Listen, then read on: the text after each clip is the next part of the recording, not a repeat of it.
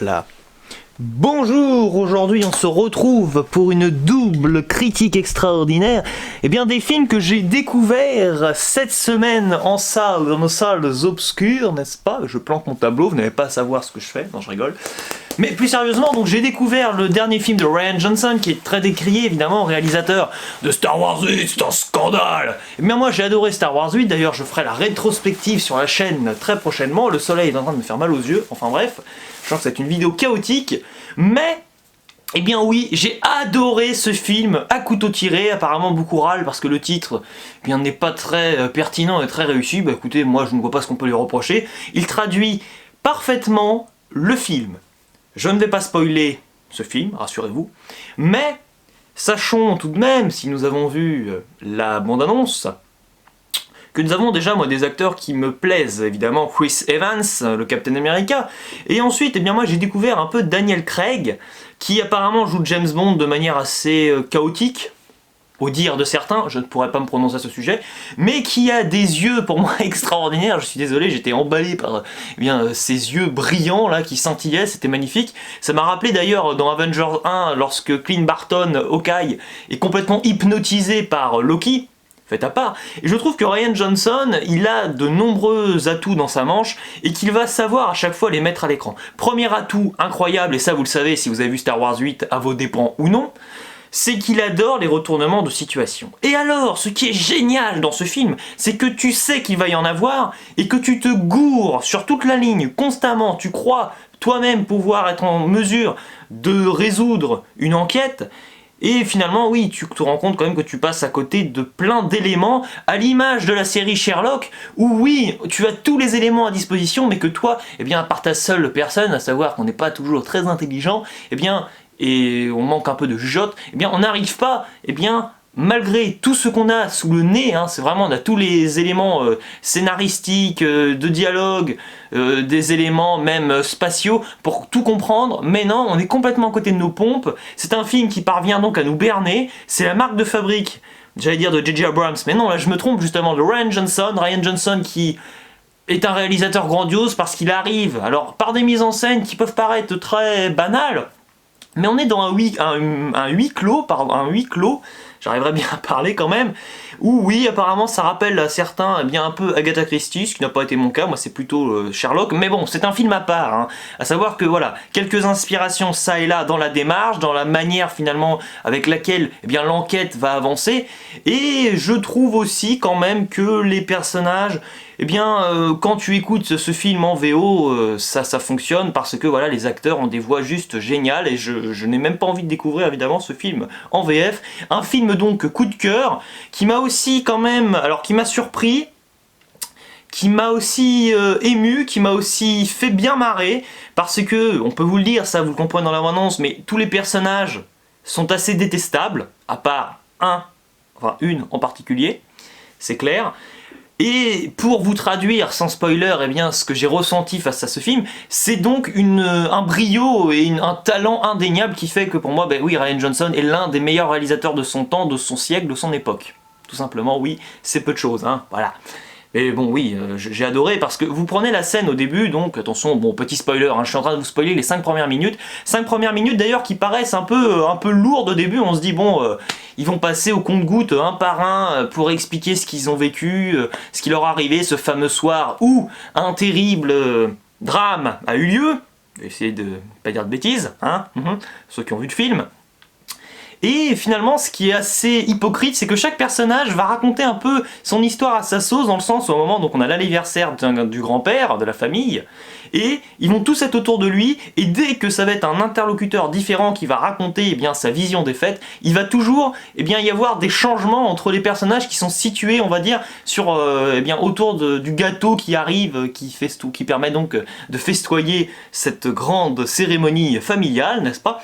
Et donc tout ça pour montrer que oui, le film va être bourré de faux semblants, que vous allez vous faire avoir, mais que finalement vous le savez déjà. Et donc, écoutez, Rian Johnson m'a pris, il a réussi à m'avoir du début à la fin, j'ai été ébahi, c'est l'un des meilleurs films de l'année, il sera très probablement dans mon top 5, parce que là franchement, c'est du haut niveau. À la base, j'attendais pas grand chose de ce film. Je m'étais dit, bon, non, faut que j'arrête de dire J.J. Abrams, hein. C'est Rian Johnson. J'adorais Star Wars 8, j'y vais quand même avec une certaine attente, même si elle était très mesurée parce que, à part la série Sherlock, je vous avoue que moi les policiers, de manière générale, j'ai toujours l'impression que ça cabotine, c'est des choses qui ont été vues et revues des dizaines et des centaines de fois, alors qu'ici non, ce film a donc une patte, une saveur très particulière, et surtout, je vous avoue que j'ai entendu des avis de la part notamment de Jude Melon qui étaient tellement dithyrambiques que là je me suis dit, oui, il faut que j'aille le voir, de toute façon c'était prévu. Mais écoutez, pas déçu du tout, toute la salle était à fond, j'ai l'impression, et j'espère que vous n'allez pas faire, si vous n'avez pas encore vu ce film, juste du bashing en vous disant je n'ai pas aimé Star Wars 8, il a trahi la saga Star Wars, il m'a déçu, bon d'accord, mais laissez une chance à ce film, l'un des meilleurs de l'année, je vous le recommande chaudement. Voilà, sur Sens Critique, j'ai mis un 9 sur 10, ce sera donc un 19 sur 20, on est proche de la perfection, mais... Petit bémol, c'est que j'ai repéré d'ailleurs quand même beaucoup de défauts au cours du métrage, mais qui ont été finalement justifiés à la fin, car je m'étais dit, oh, il y a des simplicités scénaristiques ça et là, parce qu'on pourrait utiliser telle et telle caractéristique de personnage pour avancer davantage dans l'intrigue, mais non, puisque chaque personnage à la fin va révéler sa part d'ombre. Oui, c'est un peu double face, hein, c'est un peu le principe du film. Donc écoutez, bravo, merci Rian Johnson, en plus il écrit, il est réalisateur, il est au dialogue, il est à la production, film d'auteur, comme Star Wars 8. Et écoute Rian Johnson, je vais suivre encore un petit moment ta filmo parce que écoute, tu es un gars juste brillant. Bravo. Et maintenant, alors là, on va passer à un film dont tout le monde se fiche éperdument, visiblement, tout comme Joyeuse Retraite que j'ai adoré, qui s'appelle donc Toute ressemblance, film avec Dubosc. Alors oui, moi j'adore Dubosc dans Camping 1, j'adore Dubosc dans son premier film qui est sorti l'année dernière, que je vous recommande chaudement parce que c'est du Oh High Level, une comédie romantique avec Alexandra Lamy, tout le monde debout. Et cette année, j'ai vu All Inclusive. Alors évidemment, je ne vous cache pas que... Bon, en sortant de la salle, je n'étais pas si déçu, mais bon, à contre-coup, c'est vrai qu'avec un peu de recul, c'est un film que je ne vous recommande pas, hein. Je vais changer sa note sur Sens Critique, je lui ai mis 2 sur 10, parce que ça vaut pour moi un 3 sur 20, c'est vraiment... hyper raté, hyper ringard, on se demande pourquoi ce film existe. Pardon, c'est un peu comme Tanguy 2, c'est le genre de film qui est là. En gros, t'as l'impression qu'ils ont filmé pendant 1h30 en non-stop tous les acteurs, et que tu vois juste ce que les acteurs font en coulisses. Donc, on rigole à de vaines occasions, vaines opportunités. Mais voilà. Et donc j'attendais forcément beaucoup de ce film parce que oui, chaque année, en gros, moi je trouve que Dubosc fait un bon film. Et si celui-là ne me plaisait pas, cette année aurait été une année un peu pourrie pour lui, à mon goût. Ce film est excellent, je l'adore, et oui, il est génial, il a des mauvaises notes sur Sens Critique, il a 3, et des brouettes, j'en ai rien à taper, moi parce que je l'ai adoré. Moi j'ai mis sur Sens Critique un 8 sur 10, ce sera un 17 sur 20. Par moment, on freeze, ça ne se dit pas du tout, on frôle, pardon, le chef-d'œuvre par moment, parce que c'est un personnage, alors sans spoiler, qui est détestable, mais du début à la fin. Ce n'est pas comme dans enfin non, pas dans Camping, mais dans certains films, souvent du Bosc, par exemple, je prends l'exemple de Fiston, où il joue avec Kev Adams, il est un peu désagréable, mais l'aspect comique revient quand même assez naturellement à sa personne. Il a un charisme fou, on est d'accord, ça fonctionne bien dans le comique. Mais pour moi, ce n'est pas du tout une comédie, ce film, on rigole à quelques occasions, mais d'ailleurs, l'humour m'a un peu... C'est vraiment le bémol du film, et ce qui m'empêche pour moi de lui mettre la note parfaite, parce que oui, j'étais vraiment hyperbement, ça ne se dit pas non plus, surpris par un métrage aussi intelligent. Pourquoi ? Parce que, sans spoiler toujours, le personnage de Franck Dubosc est quand même... Enfin, je trouve qu'il est quand même il est pris avec beaucoup de sérieux.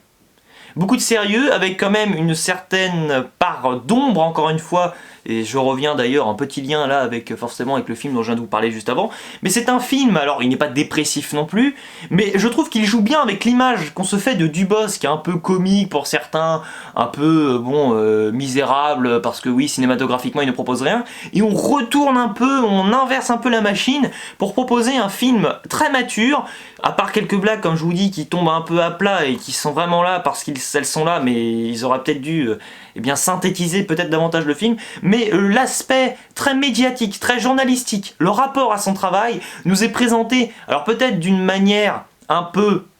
Enfin, très subtile, hein, mais peut-être un peu simplifiée pour certains, mais on ne va s'attarder que sur les défauts d'un métier, d'une profession. On ne va pas se dire, oui, évidemment, il est journaliste, il présente le 20h, donc évidemment, c'est une star incroyable. Non, tout ce qui lui arrive, tout ce qui pourrait être positif ou négatif pour lui, est perçu comme une, déchéance pour lui, alors que lui-même, et là est le décalage, n'a même pas conscience de ce qui lui arrive, et il va peut-être, on pense, comprendre trop tard, qu'il est en train de se planter complètement, et le film est assez, peut-être pas injuste, mais assez profond. Il m'a rappelé Les Misérables, enfin plus réussi que Les Misérables, hein, quand même si j'ai bien aimé le film Les Misérables, n'est-ce pas, que j'ai vu avec Les Insupportables du ciné, pardon. Et parce que, si vous avez... Alors attention, si vous n'avez pas vu Les Misérables, avancez de 20 secondes, spoiler. À un moment, un enfant, donc, se prend... Enfin, est mourant, on pense. Et il décide, pour protéger les policiers, pour défendre leurs intérêts, pour protéger, évidemment, leurs personnes et éviter d'avoir des problèmes, il décide donc de ne pas appeler les secours. Et là, c'est exactement ce qui se passe dans ce film, enfin... de manière, en grosso modo, c'est un peu ce qui se passe. Et du coup, c'est bien, c'est que ça rend certains personnages qui arrivent parfois de manière un peu convenue, tu arrives à finalement comprendre pourquoi elles sont là à l'instant, donc c'est vraiment brillant. Je vous recommande donc ce film. Je sais que personne n'a l'intention d'aller le voir ou pas grand monde, mais écoutez, c'est comme Joyeuse Retraite, laissez une chance à ce film qui sera dans mon top 15 de l'année, très probablement, peut-être même top 10. Il faut que j'y réfléchisse, il faut que ça mûrisse un peu, mais écoutez, ça m'a rappelé un peu la série danoise Borgen, pour cet aspect un peu journalistique, qui est vraiment assumé, et qui est peut-être un peu manichéen pour certains, mais qui pour moi n'est là que pour enfoncer le couteau dans la plaie, et nous proposer, oui, en quelque sorte, une critique un peu de la société, mine de rien, avec des caméos qui, quand on y pense, sont assez paradoxaux parce que, on critique ceux qui sont dans le film. C'est génial comme concept. Ciao et à la prochaine. Désolé, je n'ai aucune idée de gag pour terminer, puis je vois que la batterie est quasiment cuite. Alors je fais vite.